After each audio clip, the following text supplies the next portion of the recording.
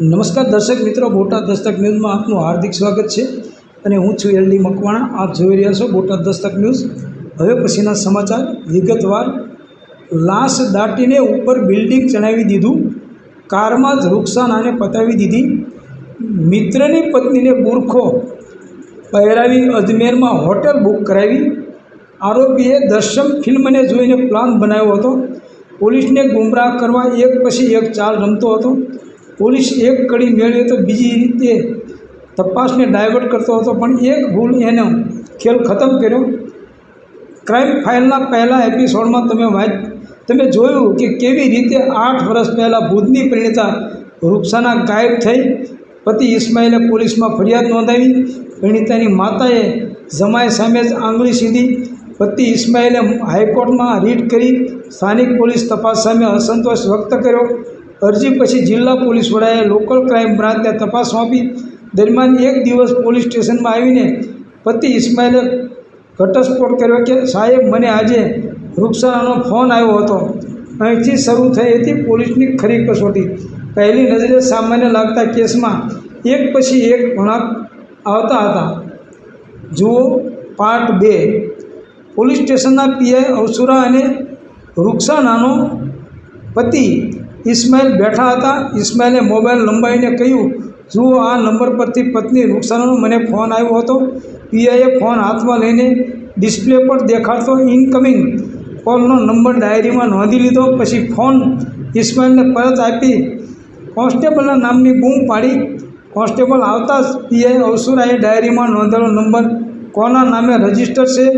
ઇસ્માઇલભાઈને phone આવ્યો ત્યારે એ મોબાઈલધારે કયા શહેરમાં કયા લોકેશન પર હતા તેની માહિતી મગાવવા સૂચના આપીને રવાના કર્યા. કોન્સ્ટેબલ જતાં જ PI અવસુરાએ ઇસ્માઇલ સામે જોઈને પૂછ્યું, ફોનમાં શું વાત થઈ હતી?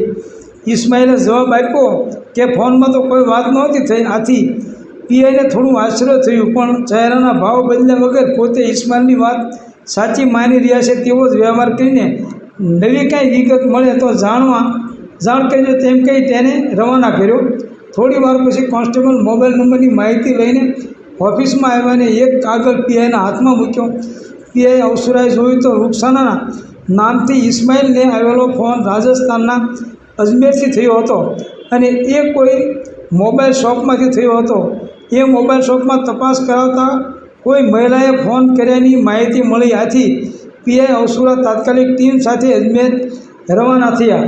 PI અવસુરા અને તેની ટીમે અજમેર પહોંચી સૌથી પહેલાં મોબાઈલ શોપના માલિકની પૂછપરછ શરૂ કરી. દુકાનના માલિકે કોઈ બુરખાધારી મહિલાએ આ ફોન કર્યાની માહિતી આપી હતી. પોલીસને લાગ્યું કે કદાચ આ ફોન રૂકસાનાએ જ કર્યો હોઈ શકે છે અને તે હાલ અજમેરમાં જ હોઈ શકે છે. આવી ધારણા સાથે ક્રાઇમ બ્રાન્ચે સ્થાનિક પોલીસની મદદથી અજમેરની તમામ હોટલોનું ચેકિંગ કર્યું.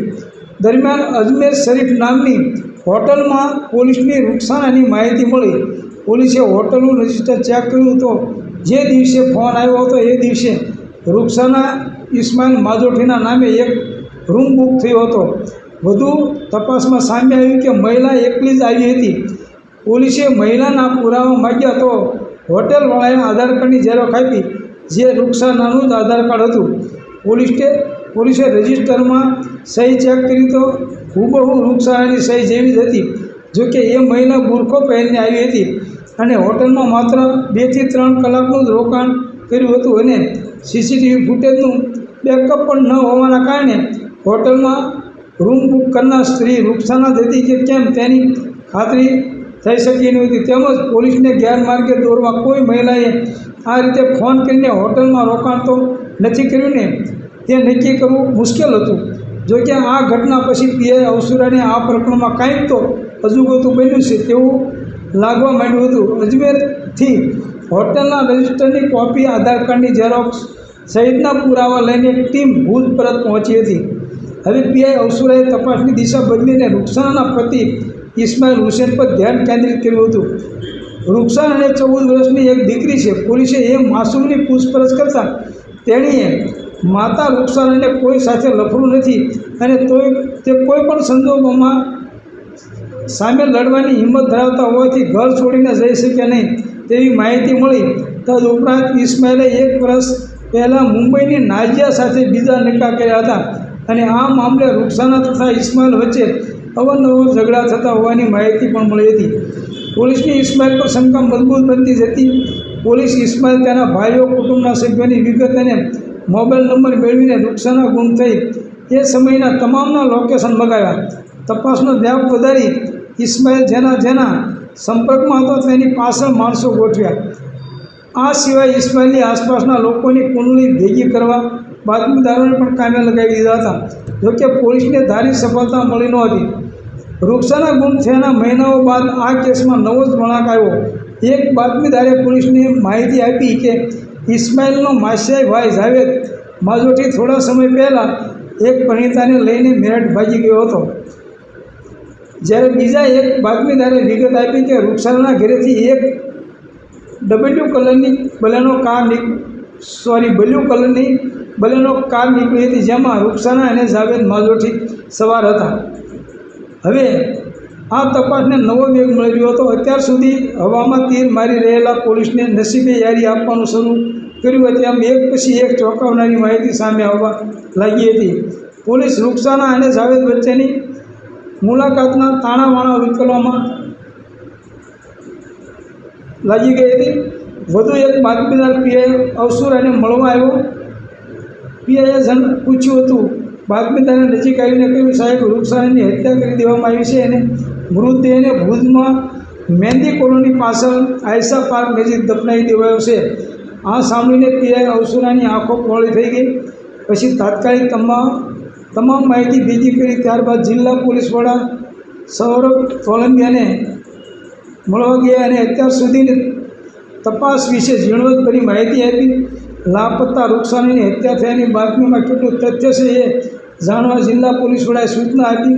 પછી પીઆઈએ ભુજના આયશા પાર્કમાં બાતમી મુજબની જગ્યાએ તપાસ કરી, પણ ત્યાં ડિમોલેશન થઈ ગયું હોવાથી માત્ર કાટમાળ જ પડ્યો હતો. આથી પોલીસ ખાલી હાથે પાછી ફરી. હવે મૂળ સુધી પહોંચવું છે એ નિર્ધાર સાથે પીઆઈ અને તેની ટીમે મેરઠથી જાવેદને પૂછપરછ માટે અટકાયતમાં લઈ લીધો.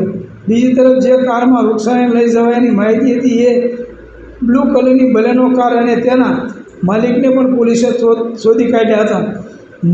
કાર માલિકની પૂછપરછ કરતા તેણે બનાવ સમય દરમિયાન જાવેદ 2 દિવસ માટે કાર લઈ ત્યાંની માહિતી ઓળખી દીધી. બીજી તરફ મેરઠ ગયેલી ટીમ જાવેદને લઈને ભુજ પરત આવી પહોંચી હતી. ક્રાઇમ બ્રાન્ચની ટીમે જાવેદ માજોઠીની આકરી સરભરા કરતાં તે પોપટની જેમ બોલવા માંડ્યો હતો. તેણે રૂકસાનાની હત્યા થઈ ગયાની કબૂલાત આપી હતી. સાથે તેમાં પોતાનો કોઈ રોલ ન હોવાનો પણ તેણે બચાવ રજૂ કર્યો હતો. રૂકસાનાની હત્યા તેના જ પતિ ઇસ્માઇલે કરાવી હોવાની વિગત આપી હતી. સાથે જ આ માટે તેણે અનવર ફકીર મોહમ્મદ લાખા નામની વ્યક્તિને સોપારી આપી હોવાનો ઘટસ્ફોટ કર્યો હતો. રૂકસાના ગુમ થયાને 9 મહિના બાદ હવે પોલીસે એક પળનો પણ વિલંબ કર્યા વિના ઇસ્માઇલને અટકાયતમાં લઈ લીધો હતો. પોલીસ સ્ટેશનમાં જાવેદને હિરાસતમાં જોયા પછી સત્ય બોલવા સિવાય ઇસ્માઇલ પાસે કોઈ વિકલ્પ રહ્યો ન હતો. ઇસ્માઇલ આખું ષડયંત્ર કેવી રીતે રચ્યું અને કેવી રીતે પત્ની રૂકસાનાનું કાસળ કાઢ્યું તેની બધી વિગતો પોલીસને જણાવી દીધી હતી. ઇસ્માઇલની કબૂલાત મુજબ તેણે મુંબઈની નાઝિયા સાથે બીજા લગ્ન કર્યા પછી પહેલી પત્ની રૂકસાના સાથે રોજ ઝઘડા થતા હતા. આ ઝઘડાનો કાયમી અંત લાવવા તેણે રૂકસાનાનો કાયમી કાંટો કાઢી નાખવાની યોજના બનાવી હતી. આ માટે તેણે અનવર લાખાને હત્યા કરવાનું કામ સોંપ્યું હતું. સોપારી પેટે ઇસ્માઇલે 8 થી 10 લાખની કિંમતનું પોતાનું જૂનું મકાન અનવર લાખાને આપવાનો વાયદો કર્યો હતો. 6 જૂન 2018નો દિવસ હતો. રમઝાન મહિનો ચાલુ હતો. રૂકસાનાએ પણ રોજો રાખ્યો હતો. એ સાંજે તે ઘરે એકલી હતી ત્યારે યોજના મુજબ જાવેદ માજોઠી બલેનો કાર લઈને તેના ઘરે ગયો હતો. પતિ સાથેના ઝઘડા મામલે કોઈને દેખાડવા જવું છે તેમ કહી રૂકસાનાને જાવેદે કારમાં બેસાડી હતી. જાવેદ ઇસ્માઇલનો માસિયાઈ ભાઈ હોવાથી રૂકસાનાને તેના પર વિશ્વાસ હતો. ત્યારબાદ રસ્તામાં કારમાં અનવર લાખા પણ બેસી ગયો હતો. પછી કાર સુરલભીટ રોડ પર જીઆઈડીસી પાસે કાસમશા પરી તરફ લઈ ગયો હતો, જ્યાં રસ્તામાં જ અનવર લાખા પોતાની પાછળ રહેલો છરો લઈને રૂકસાના પર તૂટી પડ્યો હતો. લોહીના ફુવારા ઉડ્યાને ત્યારે ત્યાં સીટ પર જ રૂકસાનાનું પ્રાણ પંખેર ઉડી ગયું. પ્લાન મુજબ ઇસ્માઇલ મજોઠીએ 5 દિવસ પહેલાં જ ભુજમાં આયશા પાર્ક પાછળ શબીર અને અલ્તાફ નામની વ્યક્તિ પાસે એક ખાડો ખોદાવી રાખ્યો હતો. જાવેદ બલેનો કાર લઈને સીધો આયશા પાર્ક પાસે પહોંચ્યો. કારમાંથી રૂક્ષાનો મૃતદેહ બહાર કાઢીને ખાડામાં મૂક્યો હતો. આથી પછી ઉપર પથ્થર માટી નાખી જમીન સમતલ કરી નાખી હતી. વેદને લાશ દાટવામાં શબીર માજોઠી અને અલ્તાફ માજોઠીએ પણ મદદ કરી હતી. બીજી તરફ કારમાં લોહીના નિશાન હોવાથી પુરાવાનો નાશ કરવા કારના કવર કાઢીને સળગાવી દીધા હતા અને પછી નવા કવર નાખી દીધા હતા. હત્યા બાદ રૂક્ષાનાનો મોબાઈલ જાવેદ લઈ લીધો હતો અને પોલીસને ગેરમાર્ગે દોરવા મિત્ર સાજિદ ખલીફા મારફતે એ મોબાઈલને મીઠા રેલવે પાસે સ્વિચ ઓફ કરાવી અમદાવાદના કોલંબુ રેલવે સ્ટેશન પર પાટા પર મૂકી દીધો હતો. દરમિયાન પોલીસ તપાસને અવળે પાટા ચડાવવા માટે મિત્ર સાજિદ ખલીફા પાસે પોતે રૂક્ષાનાને ભગાડી ગયો છે એવો ફોન કરાયો હતો. સાજિદ ખલીફાએ પોતાની પત્ની સાયમાને અજમેર મોકલી હતી, જ્યાં સાયમાએ બુરખો પહેરીને રૂક્ષાનાના નામે એક મોબાઈલ શોપથી ઇસ્માઇલને ફોન કર્યો હતો. ત્યારબાદ રૂક્ષાનાના આધાર કાર્ડ પર અજમેરથી હોટલમાં રૂમ બુક કરાયો હતો. રૂક્ષાના ગુમ થયાની ફરિયાદ નોંધાયા બાદ ઇસ્માઇલ અન્ય સગા સંબંધીઓ સાથે રૂક્ષાનાનો અતોપતો મેળવવા 4 વખત અમદાવાદ અને 1 વખત રાજસ્થાન પણ ગયો હતો. રૂક્ષાનાની હત્યા બાદ પોલીસની પકડમાં ન આવવા ઇસ્માઇલ બેફિકર બની ગયો હતો. જોકે ટૂંક સમયમાં જ તેના માટે નવી મુસીબત સામે આવી હતી. હત્યાથી માંડી પુરાવાનો નાશ કરવામાં મદદ કરનાર તમામ આરોપીઓએ ઇસ્માઇલને બ્લેકમેલ કરવાનું શરૂ કરી દીધું હતું. આરોપીઓ મોઢું ખોલી દેવાનો ભય બતાવીને સમયાંતરે ઇસ્માઇલ પાસેથી 5-25 હજાર રૂપિયા પડાવવા લાગ્યા હતા. બીજી તરફ ક્રાઇમ બ્રાન્ચ જે રીતે કેસમાં આગળ વધી રહી હતી તેનાથી ઇસ્માઇલનો ભાંડો ફૂટી જવાનો ડર લાગ્યો હતો, જેથી ઇસ્માઇલે તેના મિત્ર ઓસમાન કુંભારની મદદથી એક રાત્રે આયશા પાર્કમાં જ્યાં રૂક્ષાનાની લાશ દફન કરી હતી ત્યાંથી જેસીબી મારફત મૃતદેહ બહાર કાઢી લીધો હતો. ત્યારબાદ આ રૂક્ષાનાના મૃતદેહને ત્રિમંદિર નજીક સિમંદર સિટીમાં નવા બની રહેલા બંગલો ખાતે લઈ ગયા હતા. ઇસ્માઇલે આ બંગલોના કન્સ્ટ્રક્શનનું કામ રાખ્યું હતું. બંગલાનું પ્લીથ લેવલ સુધીનું કામ થયું હોવાથી મૃતદેહને બંગલાના પ્લીથમાં દફનાવીને ઉપર ફ્લોરિંગ અને બાંધકામ કરી નાખ્યું હતું. ઇસ્માઇલની આખી કબૂલાત સાંભળીને પોલીસ પણ એક ઘડી તો છક રહી ગઈ હતી. ઇસ્માઇલે દર્શન ફિલ્મની સ્ટોરી પરથી હત્યાને અંજામ આપ્યો હતો પણ સ્વીકાર કર્યો હતો. કબૂલાત બાદ ઇસ્માઇલે તથા પોલીસે ઇસ્માઇલ તથા કાવતરામાં મદદ કરનાર મહિલા સહિત 8 આરોપીની ધરપકડ કરી હતી. પોલીસે ઇસ્માઇલને સાથે રાખી મામલતદાર એફએસએલની હાજરીમાં સિમંદર સિટીના બંગલામાં ખોદકામ કરાવતા રૂક્ષાનાના કંકાલ અને કપડાં મળી આવ્યા હતા. જે કારમાં હત્યા કરવામાં આવી હતી તેમાંથી લોહીના ડાઘા પણ મળી આવ્યા હતા. કેસ ઉકેલા ગયા બાદ રૂક્ષાનાનો પરિવાર ભાવુક થઈ ગયો હતો. રૂક્ષાનાનો ભાઈ પીઆઈ એમબી અવસુરાને ભેટીને રડી પડ્યો હતો. હાલ રૂક્ષાનાનો પતિ ઇસ્માઇલ જેલમાં છે, જ્યારે અન્ય આરોપીઓ જામીન પર કે પેરોલ પર બહાર છે. 9 માસની જહેમત પછી પુણ્યપૂર્વક મર્ડર મિસ્ટ્રીનો ભેદ ઉકેલનાર પીઆઈ એમબી અવસુરા સહિત સમગ્ર ટીમ તેમજ જિલ્લા પોલીસ વડા સૌરભ તોલંબિયાને આઈજી વાઘેલાએ અભિનંદન પાઠવ્યા હતા. એમબી અવસુરા હાલ સુરતના કાપોદ્રામાં પીઆઈ તરીકે નોકરી કરે છે. સૌજન્ય દિવ્યા ભાસ્કર, બોટાદ દસ્તક ન્યૂઝ, LD મકવાણા, બોટાદ.